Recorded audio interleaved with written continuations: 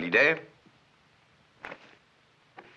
Asseyez-vous, prenez vos aises comme si je vous y avais invité. Je ne sais pas si vous vous souvenez Si, de je moi. me souviens de vous, Edward Thorpe. Salut les amis, bienvenue sur On se fait une toile, je suis heureux de vous retrouver. Donc nous allons parler, vous l'avez compris, de Règlement de compte à Hockey Coral, un film de 1957 réalisé par John Sturges, encore lui, et avec des acteurs emblématiques de cette époque, Burt Lancaster, ensuite Kirk Douglas bien sûr, Rhonda Fleming et le second rôle féminin qui vient juste d'être oscarisé pour son interprétation dans À l'Est d'Éden. Je veux parler de Jo Van Fleet, très percutante dans ce film. Donc voilà, la légende de Wyatt Earp est en marche, un très grand western, un western de légende.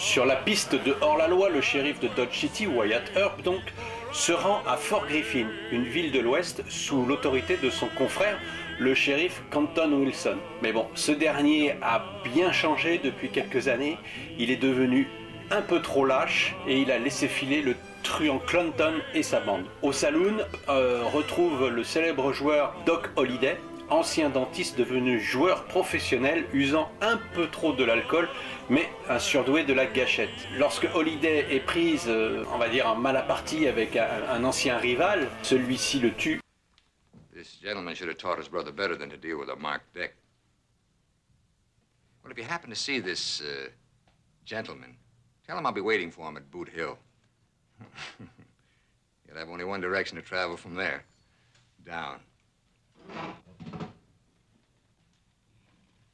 Come to think of it, he's no gentleman at all. He's a son of a yellow-bellied sow.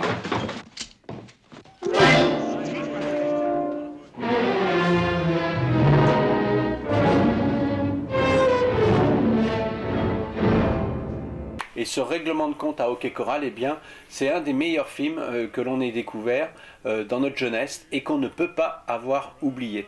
Dès les premières notes de la chanson qui ouvre le film, elle nous plonge tout de suite dans nos souvenirs. Souvenirs très puissants d'un film tout aussi puissant. La nouvelle génération y verrait peut-être qu'un western de plus, mais le duo de ces deux stars, Lancaster et Douglas, garantissent un grand film, garantissent aussi un grand spectacle. Si je dois faire une comparaison, tout le monde s'est un peu ému de l'affrontement entre Al Pacino et Robert De Niro dans le film Hit de Michael Mann. Et bien là, c'est le même acabit en fait. Il y a la puissance de jeu de ces deux acteurs, Lancaster-Douglas, cette confrontation et cette amitié qui va naître. Ben voilà, on est sur le même ressort, on passe sur une autre dimension en fait, grâce à ce duo.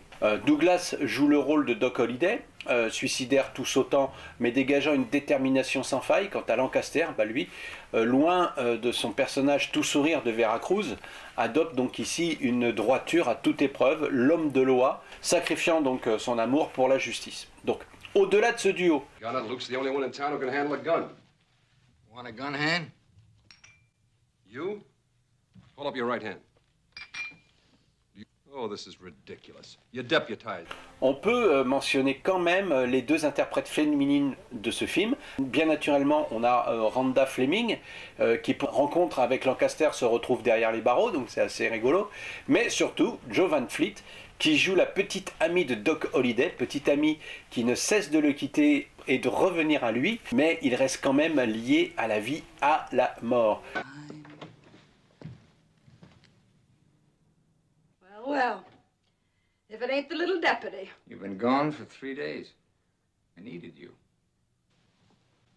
Why'd you put a rope around my neck and pull on it when you want me? Oh, leave me alone, Doc.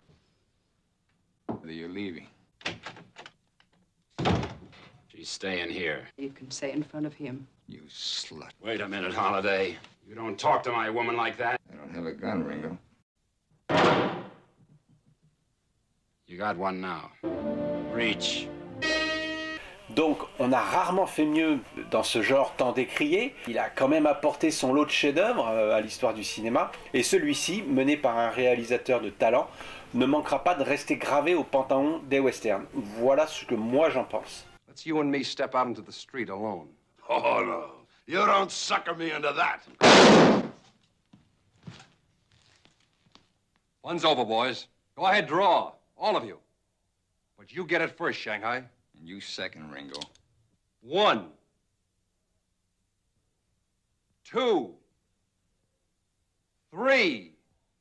We had my fun, boys. Harry, Jackson, get moved. Doc! All right, Doc. We ain't finished yet. Alors pour aller chercher les petits plus, je me suis replongé dans la biographie de Kirk Douglas, dans Le Fils du chiffonnier, et Kirk Douglas revient donc sur ce tournage de Règlement de compte à Hockey Coral et nous livre des anecdotes de son cru, notamment des scènes de tournage avec Jo Van Fleet où elle lui demande de la gifler et elle lui dit donc gifle-moi.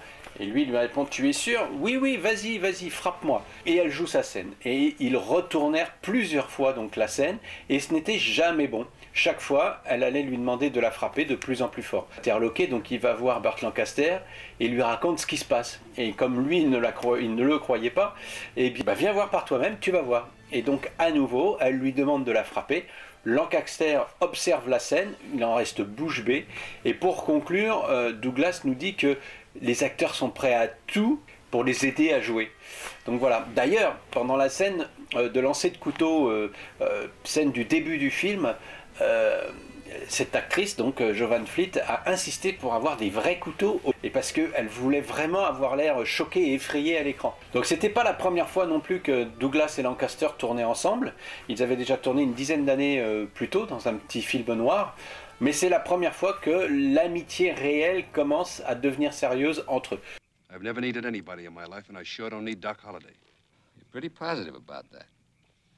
As far as I'm concerned, you can get on your horse and keep riding. No, thanks. I think I'll stay. You know, Wyatt, you and I are pretty much alike, actually. Both of us live with a gun. The only difference is that badge.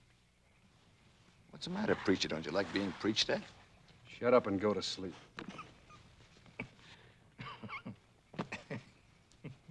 Burt Lancaster a déclaré que Kurt serait le premier à vous dire qu'il est un homme difficile. Et puis il s'est interrompu et il a dit « Eh ben moi, je serai le second ». Effectivement, c'était les deux enfants terribles du cinéma américain, assez durs sur leur tournage, avec des positions très fermes. Much obliged, Marshal. I'll see you in Dodge City and thank you properly. You can thank me properly by staying out of Dodge City.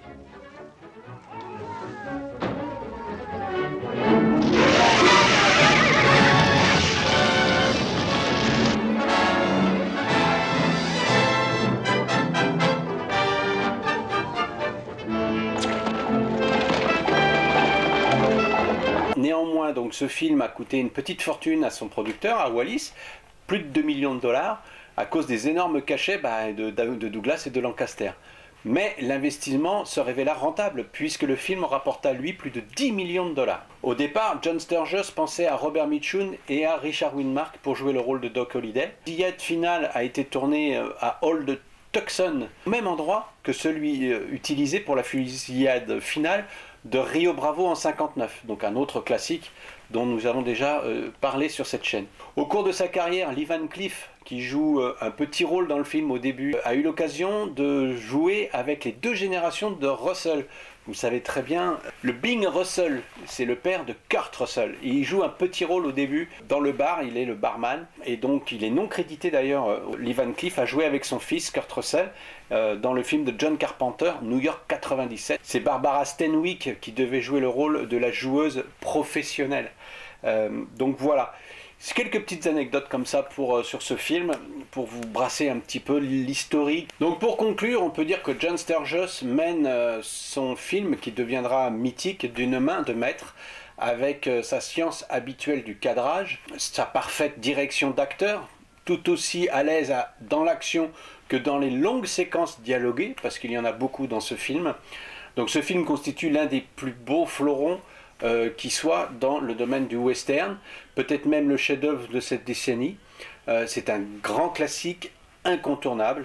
Douglas est impérial dans son rôle de Doc Holliday et Burt Lancaster ne l'est pas moins dans celui de Wyatt Earp, son ami. Donc parfaite incarnation de la justice, d'une justice rigide et implacable. Donc on peut comparer les acteurs, hein, que ce soit Henry Fonda avec notre ami Lancaster, Victor Mature et notre ami Douglas. Les jeux n'ont rien à voir. Ce film et cette légende a été reprise à maintes reprises justement dans différents westerns, 7 secondes en enfer, Tombstone, Wyatt Earp de Kevin Costner, enfin il y en a une multitude de films retraçant ce règlement de compte. C'est tout pour aujourd'hui, j'espère que vous avez appris 2-3 petites choses sur ce film, un film plein de panache, de lyrisme, vous l'aurez compris. J'espère que je vous ai donné envie de voir ce film ou de le revoir. N'oubliez pas de mettre un petit pouce, de liker, donc de laisser un petit commentaire. Je vous invite à vous abonner à la chaîne aussi, ça serait très gentil. Et puis je vous dis à bientôt pour un nouveau film, mais ce sera un classique pour sûr. Et je vous dis à très bientôt. Ciao, à bientôt.